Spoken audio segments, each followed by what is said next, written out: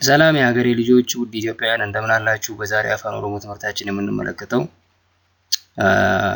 ወን የሚለውን ቅጥያ ወስደን የአፋን ኦሮሞ ስሞችን እንዴት እንደምናበዛ በምሳሌ እናያለን።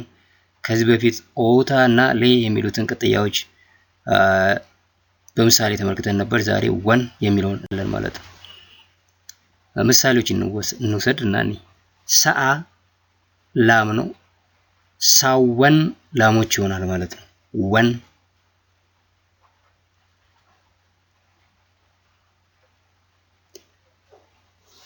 ኡርጂ ኮከብ ነው። ኡርጂወን ሲሆን ከዋክብት ወይም ኮከቦች ይሆናል ማለት ነው። በላ አደጋ ነው። እንግዲህ በላወን አደጋዎች። ዲቤ ህመም ነው። ዲቤወን ህመሞች ይሆናል ማለት ነው። ዴቢ መልስ ነው። ዴቢወን መልሶች። አካኩ አይነት ነው። እንግዲህ አካኩወን አይነቶች። ገሞ ህንፃ ነው።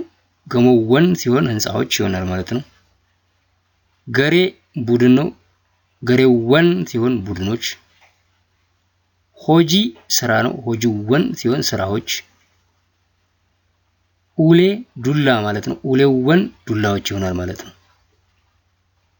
አመንቲ ሃይማኖት ማለት ነው። አመንቲወን ሲሆን ሃይማኖቶች ይሆናል ማለት ነው። ዳንዲ መንገድ ማለት ነው። ዳንዲወን ሲሆን መንገዶች ይሆናል ማለት ነው። የዛሬውን ትምህርት በዚህ ጨርሰናል። በሌላ ጊዜ እስከምንገናኝ ነጋቲ